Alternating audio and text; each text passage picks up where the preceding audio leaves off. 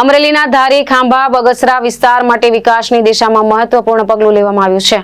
ભાડેર મોણવેલ માર્ગ પર નવા નાળાઓના નવીનીકરણ અને રોડ રિફ્રેશિંગના 7 કરોડ રૂપિયાના કામનું ધારાસભ્ય જેવી કાકડિયાના વરદ હસ્તે ખાતમુહૂર્ત કરવામાં આવ્યું હતું। ધારી તાલુકાના ભાડેરથી મોણવેલ જતા માર્ગ પર આવેલા તમામ નવા નાળાઓનું નવીનીકરણ તેમજ રોડ રિફ્રેશિંગ કામ હાથ ધરાયું છે।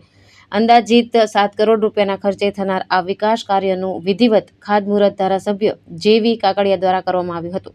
ભાજપના આગેવાનો અને કાર્યકરોની ઉપસ્થિતિમાં યોજાયેલા કાર્યક્રમમાં વિકાસને પ્રાથમિકતા આપવાની પ્રતિબદ્ધતા વ્યક્ત કરવામાં આવી હતી।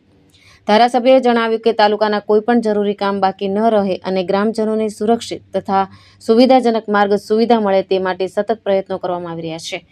આ કામ પૂર્ણ થયા બાદ સ્થાનિક લોકોને વરસાદી મોસમમાં પાણી ભરવાની સમસ્યાથી રાહત મળશે અને અવરજવર વધુ સરળ બનશે। આજે કોઠા પીપરિયા ગામે આડેર ચોકડીથી કોઠા પીપરિયાથી ભાડેર ને ભાડેરથી મોણવેલ ડબલ પટ્ટી રોડનું આજે ખાતમુહૂર્ત કર્યું છે।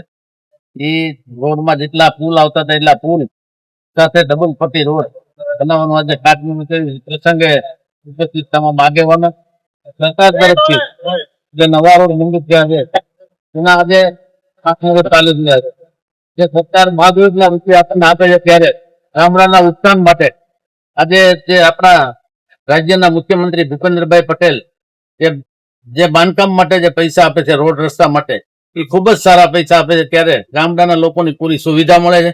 આ સુવિધા જબર આજે કોઠા પીપરિયા ગામે આ રોડનું ખાતમુહૂર્ત કરેલ। સરફરાઝ ખોખર, દ્રષ્ટિકોણ ન્યૂઝ, અમરેલી।